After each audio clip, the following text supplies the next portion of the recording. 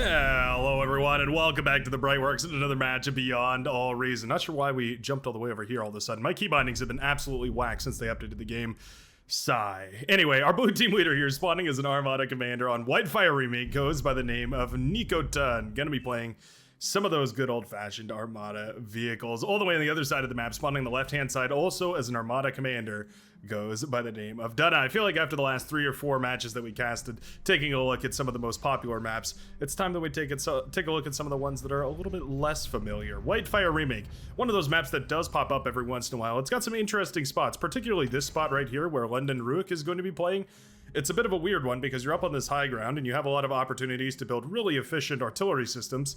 But also, oftentimes, we see players going for air up here, which makes a lot of sense. You're fairly well secluded, and players would have to go through at least one base, maybe not, or maybe 2 or 3 in order to get to your position there. It could arguably be a fairly easy air location, but there's also this spot back here. Master Chief going to be going for some of those powder blue Cortex aircraft. It's an interesting one, and I think it takes a little bit more team coordination than most maps. Maybe the reason why we don't see it all too often. Speaking of key binding troubles, for some reason or another they changed it up here. I'll take a second to acknowledge it because I may miscue and miscommand and do things while I'm doing these. So they added, for some reason, they changed it to legacy and custom. I don't know. They made some changes here, but if I miscontrol the camera at some point, do forgive me. I'm working on settings that I'm not entirely familiar with. Yeah. We learned that live on stream today when I went to try and self-destruct a spy bot, only for self-D to actually be self-B, or Alt-B. Or Control B, pardon me, in order to actually self-destruct things on this control scheme. So ended up ramming that spy bot headfirst into a ball of Sheldon, losing my front line. It was wonderful. Wonderful stuff. If you'd like to join in on that, Tuesdays and Saturdays, 12 to 4 PDT. Rovers across the map already. Hans Joachim going to be sending these rovers directly towards the base of Aranov, the pink commander right here, the powder pink commander. We've actually got both pink commanders working together right here. I do like when the colors coordinate like that. It doesn't really happen all too often, but we've got a lovely coordination right here for the red team because we've got the sort of maroon, you could almost call it a dark pink, maybe that's a bit of a stretch here, but I'm going to go with it. The dark pink player, the powder pink player, and the hot pink player, all going to be playing virtually the same lines right here. I think it makes it fun. Color coordinated battlefields, that's what it's all about. Certainly the wars of the future will not worry so much about camo patterns and whatnot with radar detection and that sort of thing. It'll basically just be free for designs, fun colors and whatnot. We'll go back to putting emblems on our shields and pictures of horses and knights and all that sort of stuff. They'll be in like spaceships or something. Anyways, off track. This bomber doing a fabulous job. Bomber with the scout, an even better job than just the bomber alone. Ooh, we missed the final bomb drop on that metal extractor. Not the end of the world though, because every one of those wind turbines for Wanstock right here did go down. Not to mention all the wind turbines that also fell for the other players here as well. An early Cortex bomber can certainly do a lot of work. You throw a scout on top of it and it can definitely shut down a lot of hopes and dreams of some of the other players. So I'm glad to see that that's becoming more or less a common staple of any Cortex Air player's toolkit. Looking for the right word there. Whoa, lots of rovers on this side of the map. Okay, not sure how these got all the way into the back line without being shut down, but here we go. Rovers in the back. We do have grunts trying to mobilize to shuttle this down, but there's nothing here for the red commander. Yeah, Duna forced to watch as a whole bunch of these wind turbines will burn. Theoretically, anyways. Okay, one wind turbine will burn. Rover's looking for a juicier target. There we go. I think we found a much, much better one. Rover's gonna latch onto these wind turbines, the metal extractors. At the end of the day, only gonna get one metal extractor. What a bummer. Yeah, a lot of rovers, but at the end of the day, the rover really doesn't do all that much damage. And with the pawns coming out of that base, most of that damage is deflected nicely. At the end of the day, only 2 wind turbines really going down right there. Not a bad trade for the rovers. Remember, those rovers don't really cost all too much, but certainly probably we're hoping for a little bit more right there, at least as far as the blue commander is concerned. We're going to be switching on over to regular tanks, though. We've got a couple Januses coming up. We've got Whistlers coming up, too. Always a tricky situation because you have to hit that critical mass, and if you don't, you're going to get jumped on by a whole bunch of light units. They'll send one tick in, and it'll trigger all your Januses, and then suddenly you've got no missiles to fire. They send in the pawns, and your entire composition is wiped out. So it's a really, really tricky composition to get up to, but we've seen time and time again, once you get there, you can just start pumping out medium tanks, and there's not really anything you have to worry about because you have so much mass in medium tanks that there's not really anything a T1 army is ever going to be able to do to stop you. Stanky B going for a bot lab up here on the high ground. Like I said before, it's a bit of a strange position because you have a lot of options. You can go for high ground, you can go for tech, you can go for a little bit of air shenanigans, you can go for all sorts of stuff. Wouldn't mind seeing a constructor move along on this path right here that I'll highlight for you. It's not Q anymore, it's tilde, so anyways, this path right here, moving along in this direction. Usually I think that would probably be well within the rights of the claim for our Maroon Commander here, so I think I'd like to see that. Little bit of action as these grunts start to move up this hillside right here. I had no idea that bots were able to walk up that hillside, but there you go. You learn something new every single game. Hans Joachim right in position here to degun down some of these blitzes. Oh, they were going to sneak past the missile trucks, though. Luckily, the LLTs will clean all that up quite nicely, and the missile trucks will remain intact. Hans Joachim definitely well aware of the fact that these missile trucks go down a little too early. You lose one or two of them too early, and it shuts your snowball down quite harshly. You end up in a pretty tricky situation with no metal on the field, all your metal lying in ruin, and no units to attack or counterattack or defend with. And units are the name of the game. No units, no chance of victory. It's not entirely true. We've definitely seen some cherry nukes come across, but usually even those are requiring just a couple of units. Spy bots certainly can make some cool plays. Medium tanks engaging some of the Rocketeers over here. This is a tricky battle right here for both of these commanders, but for different reasons. The medium tanks have to judge when the Rocketeers are gonna march forward and then try and catch them marching too far forward. The Rocketeers have to constantly be marching forward to trade out, otherwise they're never going to be able to catch up with the health pool of those medium tanks. It's a really funky situation. It's kind of an interesting back and forth cat and mouse sort of situation, but it is cool to watch because it does take quite a lot of micro, so usually the players with the higher APM, or at the very least a little more experience controlling their units, end up showing us some really stellar stuff. Now, shell shockers in the background can also be a problem because if these Rocketeers stop moving for even a second, those shell shockers are going to fire away. Cheeky little beholder over here, the perimeter camera, giving tons of vision to Belquist. That's actually really nice. Yeah, look at that lovely position on that beholder right there. Revealing the commander, revealing the Rocketeers, showing the pawns. All of the movements are revealed right here for the red commander, pardon me, the Seafoam green commander of the red commander. And this is exactly that moment you're hoping for. Yeah, sending the medium tanks in to jump on the Rocketeers while they're not marching backwards. I think we could have been a little more aggressive right there, but either way, that's the kind of play that you're looking for. Trying to jump on those rocket tanks when they, or those rocket bots when they overstep, and then fall back before the commander or something else manages to jump on the tanks. Now, ideally, you would find some way to repair these tanks as well, but you can always sort of neglect that if you just have the tanks, because they're so beefy in and of themselves. They usually survive long enough to just get their value out before you need to send them down. Oh, but a D-gun can rapidly change that. Losing over half his composition right there, and Belquiz is suddenly on the back foot. Similar story, but in reverse over here on the right-hand side as aggravators are marching forward here. A couple of missile trucks accompanying a Janus right here. It could definitely get a huge connection, but at the very least for the time being, not going to be the case. And we're looking for it. There we go. One Rocketeer goes down, but this is the issue with one Janus, is you just don't have enough firepower, at least not quick enough. Yeah, another one goes down, okay. More efficient than I would have expected, but still not nearly efficient to make this worth it. Laser Llama going to be forced back, I do believe here. Oh, okay, cheeky. I missed it in the meanwhile. We'll catch the end of that rampage, but you can see Hans Joachim has made it all the way into the backline. Transported, I believe.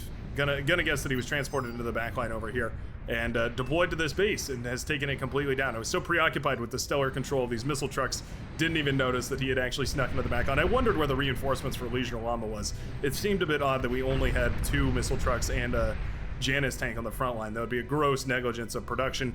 Turns out the reason for the stalled production would of course be there was no lab available. Yeah. Little LLT battle coming up over here. Always pretty funny to watch. Very strange, the LLT battle. I'm not sure why the thugs aren't marching in here. This is cheeky, certainly, for the Maroon Commander to handle. Definitely going to be quite difficult. Now, on top of that LLT control, we've also got the missile trucks whittling down whatever LLTs they can find. About 11% HP? Yeah, something like that. 11% or so. Each time that one of those... Is it 11 or 9? Well, either way, it's not much. Takes quite a few barrages from those missile trucks, which eventually they will connect with and manage to take those down. It is 11. 10 or 11. Not bad. LLT is on this high ground right here, meaning that the Maroon Commander is forced to evacuate. Finally, some of those units are going to go around here. Feels like it's a little too late, though. I mean, the blue team is pushing in quite competitively, quite sturdily. Belko is holding the front line, or trying to at the very least. Yeah, it looks like the eventual medium tanks lost to the the Rocketeers, and the reason for that, of course, is going to be these commanders pushing alongside, reclaiming all the wreckages, but also keeping those Rocketeers safe with their D-guns, making sure that those medium tanks don't have anywhere to push forward. It's one of the problems with playing Legion is you don't have the D-guns, so if your enemy goes medium tanks, basically your only effective option to deal with them if you want to play bots is to move your commander forward and also transition to vehicles yourself. You pretty much can't contest vehicles without a commander with a D-gun on its arm. One of those cheeky little things. Was figuring that out the other day. Playtesting some of the Legion stuff. But here we go. This is about as fundamental as it gets. Nothing too crazy, nothing too fancy. Oh, interesting. F5 is now my key for... How do I... Oh, I hate it. I hate the new keys. Sorry, I'm trying all the keys. Okay, apparently I don't have a cinema mode. Yikes. Why did they have to change it? It was so perfect. They're always causing me trouble, causing me headaches. I'm not the smartest pickle in the cookie jar. I definitely shouldn't have to be figuring these things out. Anywho, sorry, no cinema mode today. We're just gonna have to sit here and look at these as they fire away at old man right here, the brown commander. Oh, Janus missiles fire, and down goes the brown commander, taking a whole bunch of those tanks with him, but certainly losing that commander does hurt quite a lot right now. At this point, the Januses have definitely gotten their value. No, wiping out a commander is going to make that well worth it. Meanwhile, a bunch of blitzes marching into the backline and rolling into the backline, going to steamroll through all of the wind production, all of the advanced solars going down here too. We had the Hounds to shut these down, but they weren't in their fast projectile mode. They were in their heavy plasma mode. Means that they didn't connect their shots nearly as quickly as they probably could have. A constructor putting up an HLT in base of the Maroon Commander is also pretty annoying here. Are the Hounds going to be quick enough? Already blitzes in the backline, and they're doing so much damage to all this static defense, all the bases right here. So much production is lost right now. Luckily, we still have a single construction turret, so as long as that stays up, maybe there's a chance that we could come back into this. The LLT trying its very best right here, Rocketeer as well, but so many metal extractors down. In fact, all the metal extractors down right now for the brown commander.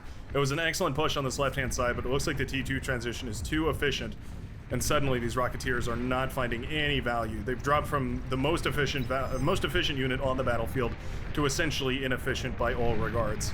They're not fast enough, they're not high damage enough, they're not high health, of course. They've just fallen out of fashion.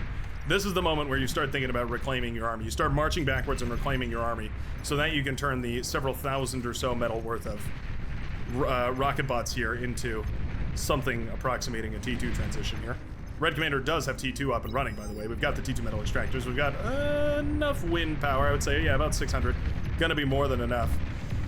But with pressure overwhelming on all sides right now, Grunt's shutting down the base over here, the rebuilt base of Leisure Llama, who's rebuilding from just a single constructor, always a tricky spot to claw yourself out from. And missile trucks versus the medium tank. Not going to be stellar, but it'll be enough. The pressure from the blue team has been overwhelming. The fact that they managed to take down 1, 2, 3 different bases at this point without really losing all too much on their side of the map leads me to believe that this is probably a tremendous advantage for the blue team. Well, I don't have to believe in anything. We can all look at the numbers in the top right-hand corner, see that it's a huge economic advantage. Now, the yellow commander trying to even the scoreboard here, gonna need a lot of damage to do so, and there are quite a lot of LLTs out here. LLTs are an inefficient solution to the Fiend. They're a solution, but not a great one. Fiend's quite capable of destroying those very quickly. And no self-these on those Fiends either. Yeah, not enough value by any measure to make up for the tremendous loss of production in the backlines. Commander goes down over here for the red commander as well. Dunna loses that commander, and with it, any hope of de-gunning down these medium tanks means they can pull the trigger at their whim. I don't see why they would, though. Virtually no reason, because the Hound can just fire away slowly but surely and will eventually build up to that point. It is worth noting that the T2 transition is done, though, so the red commander will have those T2 units out eventually. But is it going to be anywhere near enough? The heavy laser tower at this point has done so much damage blasting away at things over here. What a cheeky little play. I love to see it. That's the kind of thing that Beyond All Reason offers you over other RTS games, is the ability to build just bizarre strategies, from transporting your commander into the backline and blowing up your enemy's base, to building static defense in your enemy's base. There's always some interesting maneuvers you can go for. Tactical variability is one might call it. A couple of construction turrets. Going to be building a fusion reactor in the backline right here for MVP. Lovely stuff. This LLT position is quite nice. It's a big old forest of LLTs. It'll fall eventually. This is not even close to unbreakable. It's just a inconvenience. You're gonna have to spend some metal. You're gonna have to spend time, more importantly, bringing all these down. Shell shockers would be the T1 solution here. I guess missile trucks works too. And all that time is not really something that the red team has the luxury to spend. Resbot's desperately working to get their beloved leader back up on his feet. Not gonna happen though. Mace is moving in. Oh, well, maybe. Okay, yeah, there we go. Mace is gonna continue the march right here. It looked like they were gonna back off for a second, but nope. Not gonna be the case. Single Resbot lives. Gonna take ages with a single Resbot to get that commander up and running. Ooh, second one was sniped out of the lab right here. The LLT is the only thing shutting those units down from perfectly efficiently trading against all this. Ooh, do we have them in the quickfire mode? Gotta change them to Gauss Cannon. Yeah, there we go. Okay, they're in their Gauss Cannon mode. Excellent stuff. Once they're in their Gauss Cannon mode, they deal with assault units really, really well. It's one of the easiest ways to get so much value out of your units. Radar bot goes down. That's really nice. Look at that Gauss mode. Look how good it is. The fact that they can connect their shots, I want to say almost half the time, as opposed to, or 50% better than usual they would. It's kind of a weird way to quantify that, but you get the idea. They connect their shots a whole lot more often is the point I'm trying to make. Yeah, big old Grunt Swarm moving forward right here. Shuriken for the assist, the slam dunk, the alley-oop. Very, very nicely done. Making those hounds ineffective. Essentially a waste of materials. Just like that, we once again break through this line. Oh, nice self-D. Nice self-D right there. Okay. Glad to see that we're thinking about it at the very least. Oftentimes very difficult to pull off, but as long as we're thinking about it, as long as we're keeping in mind that that's an opportunity, then all is well. Now the question is, now that T2 has been pumped out to defend, how are you going to defend the counterattack from the red team as the blue team en masse here? One option, of course, is to build a bunch of spy bots and just use those to trade really efficiently whenever and wherever you can. Personally, that's my favorite solution, but also there are others. You can imagine investing heavily in your air player and using them to bomb any of these really clustered T2 armies. Any of these big Sheldon balls come to mind, particularly. Hound balls tend to cluster as well. Anything like that would be prone to bombing. Air players for both teams have been extremely stressed, and you can see both of them going for their T2 economies at roughly the same time here. If either one of these would be going for a bombing run, I think it would be a pretty tricky situation for the other, but it seems like there's a sort of truce and agreement of some sort has been reached, and we're more than happy to just go ahead and, yeah, eco up, play with those T2 planes as opposed to the T1s. Got some aircraft up in the sky. Mostly T1 for CBSH. Still trying to rebuild from this situation that was going on with the blue commander. That HLT is going to be a pain to break. Again, you have to send some units, you have to spend some time. Obviously T2 would be able to break it super efficiently. Like one hound dedicated to killing that would be able to do it 100% efficiently. But if you don't have access to that tech, what really are you going to be able to do? The answer is not a whole lot. Lightning tanks now coming out. I don't know if pulling these was exactly the right decision. You can see we wanted to jump on top of these hounds right there, try and get as much value against those as possible, but realistically I don't think they managed to achieve as much as they probably hoped they could. So many metal extractors up and available right here for the blue team, and my goodness, the metal income is tremendous. 450-ish metal per second for the blue team versus just 230 for the red team. It's going to take an insanely efficient play right now. That advantage has transcended the entire game, or has traversed the entire game here. At this point, the blue team is certainly up by quite a lot of metal. Whoops, I was going to go to statistics. Let me see. Metal produced. We can always look at this. Yeah, 228,000 versus 155,000. I've been meaning to check those charts more mid-game. Pausing the games more to analyze battlefield tactics, as well as checking those charts more mid-game. Two things that I feel like, you know, we have the advantage of, or we have the luxury of being able to utilize them, so I feel like we might as well. Sheldon's firing away. You know, I feel like if you're going to go for a Sheldon ball, you really ought to invest in a couple of pinpointers. There's been lots of discourse over whether that's an efficient idea or not, and I think it certainly is. Despite the benefits of line of sight and using spy bots and all that, it is certainly way less APM to worry about spending controlling spy bots rather than just having or using a pinpointer rather than controlling spy bots. I guess that's why it's more expensive up front, but also can translate to tremendous value later on into the game. Oh no, this is cheeky. We've gone and dropped a heavy tank over here up on the heavy laser tower. Pretty funny. 440 metal worth of heavy laser tower versus 665 metal worth of heavy tank, showcasing the efficiency of static defense. Oftentimes it doesn't look it because static defense is designed to be breakable in this game. But you can see this heavy laser tower would have won the fight, bar the intrusion from the low ground units right here against that heavy tank. So in a one-on-one, that's kind of the idea, is you win the fights. Technically, you're more efficient per metal, anyways. It's just a matter of the fact that you can move units around. You can get them into opportune positions, and certainly you can build a whole lot more of them in a single spot than you can units. We've got a tick spam set up and pushing on the right-hand side. We've got a big hound ball moving over on the left-hand side.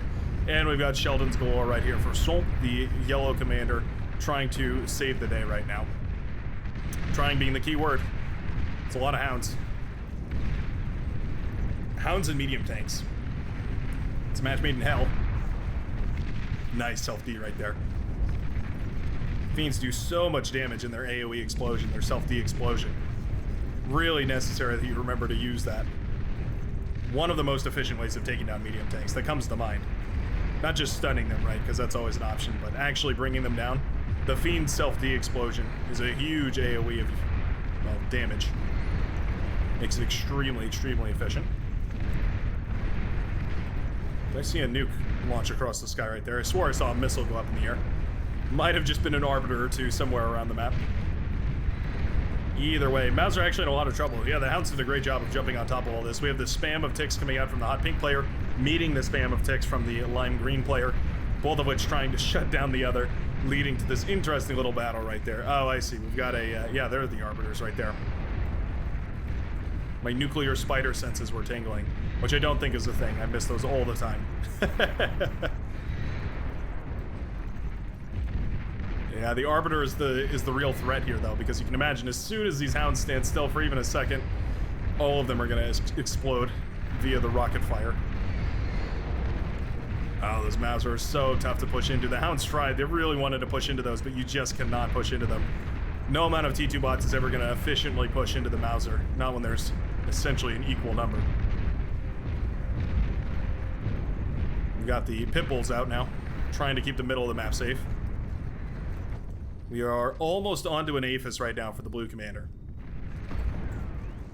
Left-hand side, we did go for some of those sharpshooters. Okay, interesting. I think they could certainly get some value out. Yeah, there they go. Blasting apart the welders. That's exactly what you want them to do. 2 clicks per welder. Means it does take quite a lot. Fiends burning it up in the backline, though. RNF in a whole lot of trouble. Ticks also moving through to the back here. Shuriken all the way in the back line, jumping on top of Hounds. What on earth? These absolutely should not be allowed to take these Hounds out of play right now. 2 or 3 fighters ought to clean those up. Alright, well, in lieu of 2 or 3 fighters, most of the Hounds have been completely paralyzed. These Shuriken have run rampant right now in the back line, shutting down production, shutting down defense, shutting down everything that matters, and the slow crawl of the Mauser pushing forward and trading extremely nicely against the T1 right here is suddenly turning the tides of this battle quite severely. And just like that, the red team decides that with all fronts being pushed in equilaterally, it's about time that they throw in the towel here. I would have liked to see this yellow commander be a little more aggressive with these units, maybe pushing a little far forward, but also very difficult to determine that without actually having that perfect 20/20 hindsight. Love the plays right here from everybody involved. GG to all, and I sure hope you enjoyed watching. Do a favor and hit the like button for me on your way out. It helps feed these videos to the algorithm monster and recommend it to a whole lot of people who can explore and enjoy bar as much as the rest of us do. And aside from that, I hope that you have a great rest of your day, where I will see you in the very next game of Beyond All Reason. Peace out, everybody.